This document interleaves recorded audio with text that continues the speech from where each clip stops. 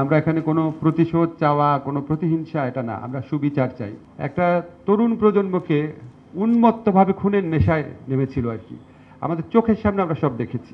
আজকের অনুষ্ঠানে স্বাগত বক্তব্য প্রদানের জন্য আমাদের জানাচ্ছি আমাদের ইনভেস্টিগেশন যে টিম আছে, চিফ ইনভেস্টিগেটর সহ যারা অন্যরা আছেন তাদের নিয়োগ করা হয়ে গেছে।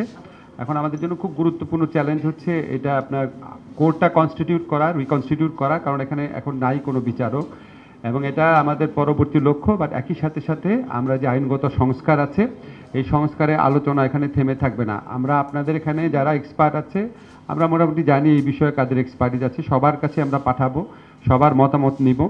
এবং আমাদের এখানে আর দুইটা জিনিস ক্লিয়ার করি, শুভ্র ভাই এটা খুব ভালো মতো বলেছে, শুভ্র ভাই মানে আদিলুর রহমান খান, উনি ভালোভাবে বলেছেন যে আমরা কেন আপনার রোম স্ট্যাটিউট অনুযায়ী আমরা যেহেতু আমরা স্টেট পার্টি, আমরা তো যেতে পারতাম, কিন্তু আপনি খেয়াল করে দেখুন এখানে একটা কথা বলা আছে, একটা স্টেট যদি আনএবল হয় অথবা আনউইলিং হয় তখন সে যাবে। এখন আমরা তো মানে আমরা মনে করি আমাদের সক্ষমতা আছে বিচার করার, এটা প্রথমে আমরা যদি বলি সক্ষমতা নাই তাহলে আমার বিচার বিভাগকে ছোট করা হয়, আর আনউইলিংয়ের তো প্রশ্নই আসে না। সেকেন্ড হচ্ছে যে হাইব্রিডের ক্ষেত্রে আমরা একটু ইনভেস্টিগেট করেছি, যেমন আপনারা জানেন কম্বোডিয়াতে যে বিচারটা হয়েছে, সেখানে খেমা রুজের যে লিডার ছিলেন খিউ সাম্পান, খুব কুখ্যাত মানুষ ছিলেন, তো ওনার মতো একটা মানুষের বিচার আপনার উনি গ্রেফতার হয়েছে 2007-এ, বিচার হয়েছে 2018-তে, 11 বছর লেগেছে, কোনো কোনো ক্ষেত্রে 15 বছরেও বিচার সম্পন্ন হয় নাই। তো আমাদের কাছে মনে হয়েছে এখানে একটা অনেক বড় দীর্ঘসূত্রিতা থাকে, আর আমাদের একটা ন্যাশনাল ইমোশনের ব্যাপার আছে, আমরা এই বিচার প্রক্রিয়ার খুব কাছাকাছি থাকতে চাই। এটার জন্য সব কিছু বিবেচনা আমরা এই আমাদের যে অভ্যন্তরীণ ট্রাইব্যুনালটা আছে ডোমেস্টিক, সেটাকে প্রেফার করেছি। আর একটা কথা শেষ বলতে চাই, আমি এটা প্রথম দিন থেকে বলছি, আমরা এখানে কোনো প্রতিশোধ চাওয়া, কোনো প্রতিহিংসা এটা না, আমরা সুবিচার চাই। আপনারা নিজের চোখে দেখেছেন কি ভয়ঙ্কর হত্যাকাণ্ড ঘটেছে, আমরা কখনো বিশ্বাস করতে পারতাম না যে মানে একটা দেশের মানুষ আরেকটা মানে একটা দেশের, আমি এটা বলতাম ইয়ে করে, একটা বৃদ্ধ প্রজন্ম একটা তরুণ প্রজন্মকে উন্মত্তভাবে খুনের নেশায় নেমেছিল আর কি, আমাদের চোখের সামনে আমরা সব দেখেছি।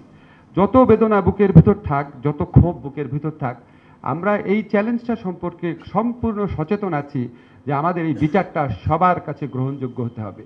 আমার বুকের ভিতরে যত কষ্ট থাক, যত হতাশা থাক, যত আপনার ক্রন্দন থাকুক, ক্ষোভ থাকুক, বিচারটাকে অবশ্যই আমাদের সবার কাছে গ্রহণযোগ্য হতে হবে। আমরা সচেতন আছি, আমরা একটা ডিপলি পোলারাইজ সোসাইটিতে বাস করি, আমরা সচেতন আছি এই দেশে বিচারের নামে কী ধরনের অবিচার হয়েছে অতীতে, আমরা সব কিছুই জানি, এবং এই জন্য আমরা সচেতন আছি যে এটার প্রতিফলন আপনারা আমাদের বিচার কার্যের মধ্যে দিয়ে দেখবেন। আমরা সর্বোচ্চভাবে চেষ্টা করব শুধুমাত্র আগের যে ইন্টারন্যাশনাল ক্রাইম ট্রাইব্যুনাল একটা বিচার যে আছে সেটার চেয়ে তো অবশ্যই অনেক গুণ ভালো, নিরপেক্ষ, গ্রহণযোগ্য বিচার হবে। আমরা চেষ্টা করব আন্তর্জাতিক বিশ্বের কাছে এবং এখানে বাংলাদেশে যারা প্রতিটা মানুষের কাছে যেন এই বিচার গ্রহণযোগ্য হয়। যেসব নেতারা বা যে সমস্ত ব্যক্তিরা এখানে বিচার কার্যের সম্মুখীন হবেন, তাদের যারা সমর্থক আছে তাদেরও যেন মনে হয় হ্যাঁ সত্যি উনি অন্যায় করেছে বা উনি অন্যায় করে নাই, তারাও যেন কনভিন্স থাকে। আমরা এই সমাজে আর ক্ষত চাই না, বিভাজন চাই না, আমরা বিচারের মধ্যে দিয়ে একটা রিকনসিলিয়েশন প্রসেসের শুরু করতে চাই, যে সবাই যেন একমত হয় এই বিচারটা যেটা হয়েছে, এটা বিচারে যে শাস্তি পেয়েছে যদি পায় এটা অবশ্যই তার প্রাপ্য ছিল। এই ধরনের একটা শ্রেষ্ঠ মাত্রায়, সর্বোচ্চ শ্রেষ্ঠ মাত্রায় বিচার প্রতিষ্ঠা করার প্রত্যয় নিয়ে আমরা এগিয়ে যাব। আপনাদের সাথে মাঝে মাঝে কনসালটেশন করব, আমাদের যখন যা গাইডেন্স দেওয়া দরকার দিবেন, আমাদের ওপেন একটা আমরা একটা গুগল একটা অ্যাড্রেসও খুলব, যখন যার দরকার পরামর্শ দিবেন। আপনাদেরকে একটা কথা বলতে চাই, আমরা সচেতনভাবে কোনো রকম কোনো অন্যায় করব না, অচেতনভাবেও করতে চাই না, সেই জন্য সারাক্ষণ আপনাদের ওয়াচডগের মধ্যে থাকবো, সারাক্ষণ আপনার ওভারসাইট একটা মেকানিজমের মধ্যে আমরা নিজেদের রাখতে চাই, আপনাদেরকে সব সময় এই পুরা প্রক্রিয়াতে সহযোগী করতে চাই। আপনাদের সবাইকে আবারও ধন্যবাদ জানিয়ে, অভিনন্দন জানিয়ে আজকের অনুষ্ঠানটা শেষ করছি। ধন্যবাদ।